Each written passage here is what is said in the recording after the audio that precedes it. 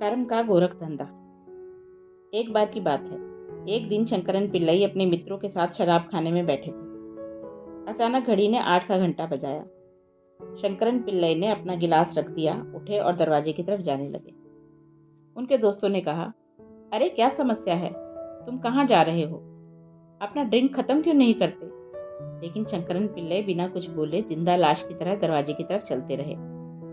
उनके दोस्त हंसने लगे और बोले, ठीक है, अब हम समझ गए। 8 बज गए हैं और तुम्हें घर पर होना चाहिए। तुम अपनी पत्नी से डरते हो ना? तुम क्या हो, एक मर्द या चूहा? शंकरन पिल्लई एक पल के लिए रुके, पीछे घूमे और कहा, मैं घर का मर्द हूँ। अगर मैं चूहा होता तो मेरी पत्नी मुझसे डरती। वे धीरे धीरे चलते हुए घर पहुंचे। उनकी पत्नी का नियम था कि उन्हें 8 बजे तक घर पहुंच जाना चाहिए।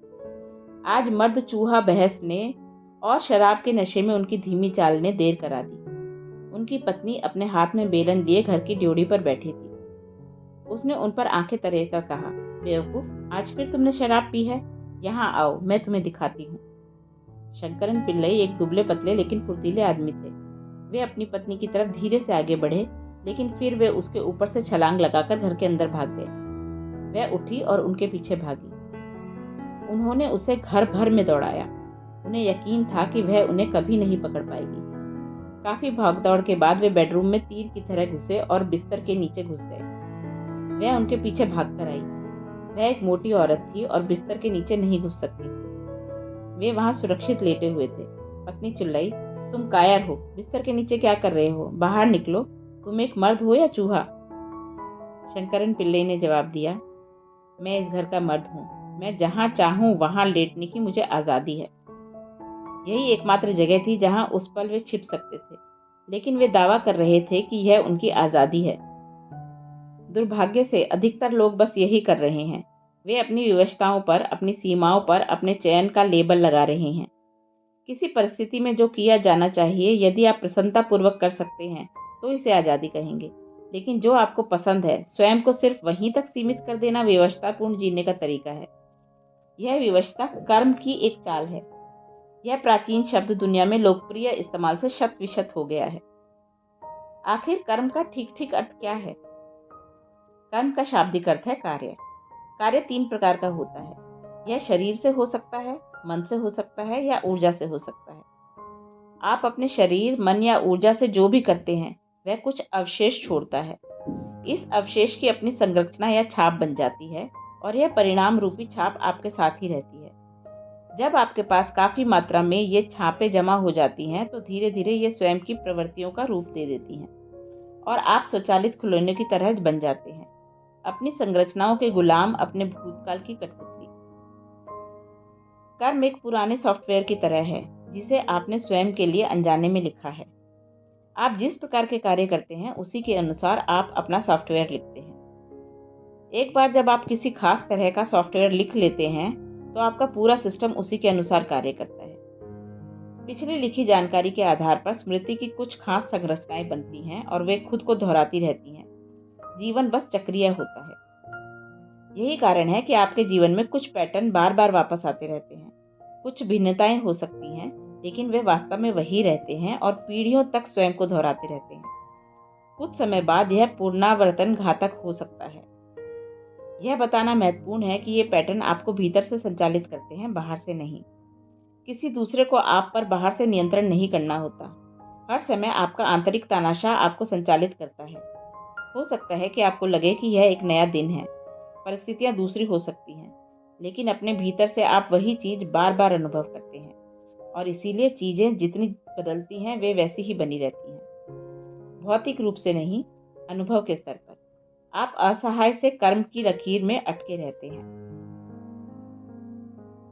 आजादी अब एक खोखला शब्द हो गया है, क्योंकि आप जैसा सोचते हैं, महसूस करते हैं और जीवन को समझते हैं, यहाँ तक कि जिस तरह से आप बैठते या खड़े होते हैं और चलते हैं, वह आपकी पिछली छापों से संचालित होता है। जब से आप पैदा हुए हैं, उस पल से आपके माता पिता, आपका परिवार, आपकी शिक्षा, आपके मित्र, आप जहाँ रहे हैं और आपने जहाँ की यात्रा की है, इन सब चीजों ने आपकी हर चीज तय की है। कर्म जीवन के हर पहलू पर गूढ़ रूप से छप गया है। यह आपकी मानसिक स्मृति, आपके शरीर की बुनियाद, आपकी रासायनिक संरचना और आपकी ऊर्जा तक पर छप गया है। सब बैकअप सिस्टम है। अगर आप अपना शरीर या अपना दिमाग खो भी देते हैं तब भी आप अपने कर्मों को नहीं खोते। बैकअप सिस्टम इतना सक्षम है। जिसे आप अपना व्यक्तित्व मानते हैं, विशिष्टताएं और प्रवृत्तियां जो आप हैं, वह उन जानकारियों के कारण है जिन्हें आपने अचेतन रूप से इकट्ठा किया है। इन प्रवृत्तियों को पारंपरिक रूप से वासना कहा गया है। वासना का शाब्दिक अर्थ गंध होता है। आज कूड़ेदान में किस तरह का कूड़ा है वही तय करता है कि उससे कैसी गंध निकलेगी। आप किस तरह की गंध छोड़ते हैं यह इससे तय होता है कि आप किस तरह की जीवन परिस्थितियों को अपनी ओर आकर्षित करेंगे। मान लीजिए कि कूड़ेदान में आज एक सड़ी हुई मछली है। हो सकता है कि यह गंध आपको दुर्गंध लगे, लेकिन कई दूसरे कीड़े मकोड़े उसकी तरफ आकर्षित हो रहे होंगे। कल अगर कूड़ेदान में फूल पड़े होंगे तो उसकी गंध अलग होगी और फिर भी अलग तरह के जीव जंतु उसकी तरफ खींचेंगे। लगभग 30 साल पहले जब मैं पहली बार दक्षिण भारत के शहर कोयम्बटूर गया तो एक स्थानीय डॉक्टर के घर में मेहमान बनकर रुका था। वे एक मिलनसार आदमी थे और उन्होंने मुझे अपने परिवार में हुई एक घटना बताई। वे केरल के रहने वाले थे और उनकी बड़ी बेटी को मछली बहुत पसंद थी। वह देहरादून में पढ़ रही थी जहाँ उसे मछली खाने को नहीं मिलती थी। इसीलिए जब भी वह छुट्टियों पर घर आती तो हर दिन मछली खाना चाहती थी। डॉक्टर की पत्नी शाकाहारी थी, लेकिन मछली न खाने के बावजूद वह मछली पका दिया करती थी। अगर आप देश के उस हिस्से से हैं तो आप सुखाई गई एक खास तरह की छोटी मछली के बारे में जानते होंगे। इसकी गंध बहुत तेज होती है। अगर यह किसी ट्रक में लाई जा रही हो तो आप अपनी गाड़ी उससे 2 मील पीछे रखना चाहेंगे या ओवरटेक करते समय सांस रोक कर रखेंगे। जब यह घर में पकाई जाती है तो पड़ोसियों को उनके घर से भगाने की एक अच्छी रणनीति समझी जाती है। इस लड़की को उसी मछली का व्यंजन पसंद था। तो जब उनके घर में वह सूखी मछली तली जा रही थी तो ऐसा लग रहा था कि घर से भूतों को भगाया जा रहा है। यहाँ तक कि एक मुर्दा भी उस गंध से उठ खड़ा हो। उसकी माँ रसोई में गई और रसोइयों को बताया कि व्यंजन कैसे बनाना है, लेकिन जैसे ही मछली तलने की गंध आने लगी वह किचन से निकल भागी, क्योंकि उसे गंध बर्दाश्त नहीं हो रही थी। इस दौरान वह लड़की बेडरूम में थी और जिस पल उसे वह गंध आई वह भागकर किचन की तरफ गई। माँ और बेटी दोनों आपस में टकरा गई और माँ की नाक टूट गई। मैंने इसका जिक्र किसी इनाम या दंड की मिसाल के तौर पर नहीं, बल्कि तीव्र लगाव और अरुचि के संभावित परिणामों की मिसाल के तौर पर किया है। जब ये आपके जीवन पर हावी रहते हैं तो किसी किस्म की टूट फूट का होना लाजमी है। ये वासनाएं या प्रवृत्तियां आपके द्वारा किए गए शारीरिक, मानसिक और भावनात्मक क्रियाकलापों की वजह से जमा हुई छापों के विशाल भंडार में पैदा होती हैं। आप जिसे अपना व्यक्तित्व कहते हैं वह बस इन प्रवृत्तियों की अभिव्यक्ति है। आज अगर आप किसी काम को एक खास तरीके से कर रहे हैं और कोई आपसे पूछता है कि आप उसे दूसरी तरह से क्यों नहीं कर सकते, तो आप अक्सर कह देते हैं, यह मेरा स्वभाव है, क्या मैं अपना मनचाहा नहीं कर सकता? यह आपका स्वभाव नहीं है। आप वह नहीं कर रहे जो आप चाहते हैं। ये प्रवृत्तियां विवशता बन गई हैं। यही आपका बंधन है, एक तरह का सॉफ्टवेयर जो आप खुद के लिए अनजाने में लिखे जा रहे हैं। एक बार जब आपका सॉफ्टवेयर तय हो जाता है तो ऐसा लगता है कि आप अपने जीवन में केवल एक ही रास्ते पर जा सकते हैं। ऐसा लगता है कि आपकी नियति पूर्व निर्धारित है, जबकि आध्यात्मिक प्रक्रिया का मतलब है कि हमने सचेतन तौर पर अपने सॉफ्टवेयर को फिर से लिखने का मन बना लिया है। भारत में कर्म बहुत आम शब्द है। अगर लोग किसी किस्म का विवशतापूर्ण व्यवहार दिखाते हैं तो दूसरे तुरंत कह देते हैं, ओह ये उनके कर्म हैं। इसका अर्थ है कि यह उनका अपना बनाया हुआ है। किसी अनुभव की मधुरता या कड़वाहट उस घटना में नहीं, बल्कि इस बात में है कि आप उसे कैसे लेते हैं और उसके प्रति कैसे प्रतिक्रिया करते हैं। एक व्यक्ति के लिए जो एक बहुत कड़वा अनुभव है, वही किसी दूसरे व्यक्ति के लिए एक वरदान हो सकता है। एक बार एक दुखी व्यक्ति कब्र के पत्थर के पास बैठकर जोरों से रो रहा था और अपना सिर उस पर पटक रहा था।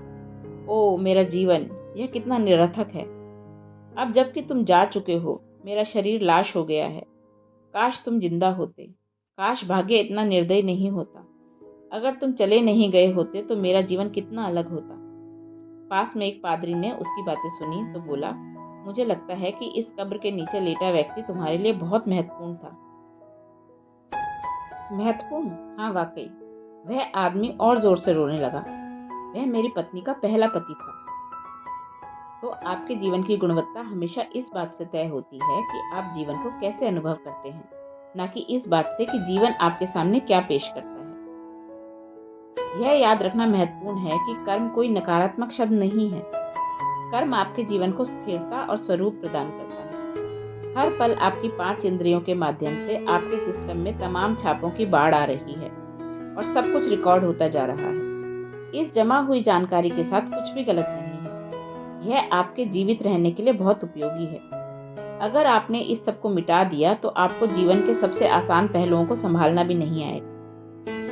आध्यात्मिक प्रक्रिया कर्म की छापों के इस भंडार को ध्वस्त करने का प्रयास नहीं करती, बल्कि आपको इसके प्रति अधिक जागरूक बनने में और इससे थोड़ी दूरी स्थापित करने में सहायता करती है। यह आपको इससे बाहर अलग खड़े होने की सक्षम बनाती है।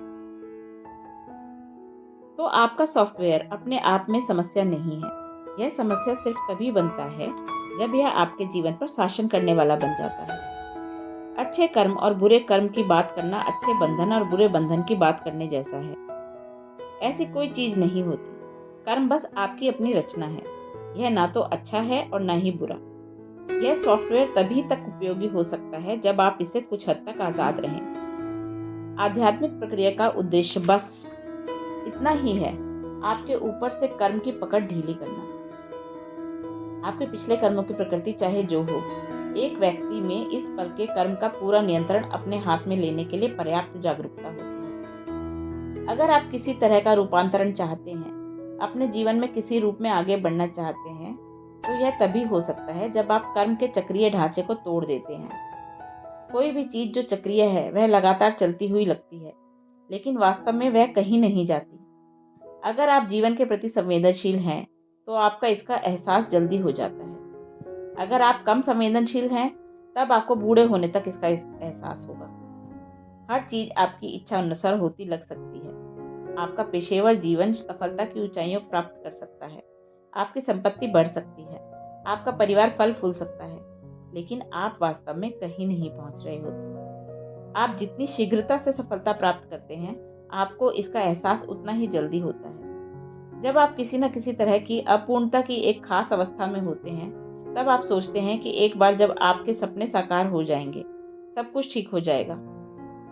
लेकिन अगर सारी चीजें जिनके आपने सपने देखे हैं बहुत जल्दी साकार हो जाती हैं, तब आपको अचानक एहसास होता है कि यद्यपि हर चीज आपके मन मुताबिक हो रही है, जीवन फिर भी अतृप्त बना हुआ है और आपकी लालसाएं कायम है। जब तक आप इस चक्र को नहीं तोड़ते, तब तक आपके जीवन में कोई असली विकल्प नहीं होते। कभी कभी आपको लग सकता है कि आपने कुछ महत्वपूर्ण अनुभव किया है। चीजें बदली हुई लग सकती हैं और हर चीज अगले 3 दिन तक शानदार लग सकती है, लेकिन चौथे दिन आप वापस उसी ढर्रे में पहुंच जाते हैं। क्या ऐसा आपके साथ कई बार नहीं हुआ? ऐसा इसीलिए है क्योंकि जब तक आप कर्मों की गिरफ्त में हैं, विचारों, भावनाओं, गतिविधियों की कोई आजादी नहीं होती और सबसे बढ़कर अनुभव की कोई आजादी नहीं होती। साथ ही कर्म से बचना भी कोई समाधान नहीं है। हो सकता है कि बचना आपको रोजमर्रा के जीवन में कुछ संतुलन और स्थिरता दे, लेकिन धीरे धीरे यह आपको जीवन और आनंद से वंचित कर देता है। यह स्वयं में बहुत नकारात्मक कर्म है। नकारना, दमन करना या जीवन से बचना आजादी के बजाय बंधन अधिक पैदा करता है। मैं कर्म नहीं चाहता, ऐसी इच्छा रखना ही बहुत बड़ा कर्म है। जीवन जीने की प्रक्रिया ही कर्म का विसर्जन है। अगर आप अपने जीवन के हर पल को भरपूर जीते हैं, तब आप बड़ी मात्रा में कर्म को विसर्जित कर देते हैं। आपके जीवन में जो कुछ भी आता है, जब आप उसे पूरी तरह से अनुभव करते हैं, जब आप विचार और भावना द्वारा बिना विचलित हुए और बिना किसी मनोवैज्ञानिक नाटक के जीवन की हर सांस को पूरी तीव्रता से अनुभव करते हैं, तब आप जीवन और मृत्यु की प्रक्रिया से ही मुक्त हो जाते हैं। आप न सिर्फ अधिक जीवंत होते हैं, आप स्वयं जीवन होते हैं। योग आपको न सिर्फ अपने कर्म से बल्कि कर्म के स्रोत से भी दूरी बनाने का तरीका देता है। भेद करने वाली बुद्धि ही कर्म का स्रोत है। यह हर पल आपको अपने जीवन के गुलाम होने का या एक दर्शक होने का या मालिक होने का विकल्प प्रदान करता है। कुछ खास मात्रा में प्रयास और अभ्यास से हम सब अपने लिए आनंद और खुशहाली का सॉफ्टवेयर लिख सकते हैं। साधना।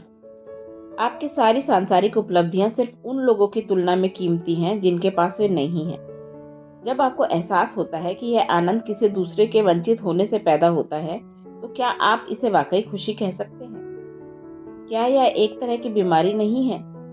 यही समय है कि हर कोई इस पर गौर करे। अगर आप इस धरती पर अकेले हों, तो तब आप अपने लिए क्या चाहेंगे? स्वयं से यह प्रश्न कीजिए और देखिए कि वह आपको कहाँ ले जाता है। इसे आजमा कर देखिए। 5 मिनट के लिए अकेले बैठिए और यह देखिए कि आपका जीवन किस तरह का होगा अगर आप इस दुनिया में पूरी तरह से अकेले हों। अगर आपके पास खुद से तुलना करने के लिए कोई या कुछ भी नहीं है, तो आप सचमुच किसकी लालसा करेंगे? अगर कोई बाहरी सराहना या आलोचना नहीं है, तो आपके लिए वाकई किस चीज के मायने होंगे? अगर आप यह हर दिन करते हैं, तो आप उस जमा किए हुए कर्म के झमेले के साथ संगति में होने के बजाय जो आप मानते हैं कि आप हैं, उस जीवन की लालसा के साथ तालमेल में आ जाएंगे जो जीवन आप असल में हैं।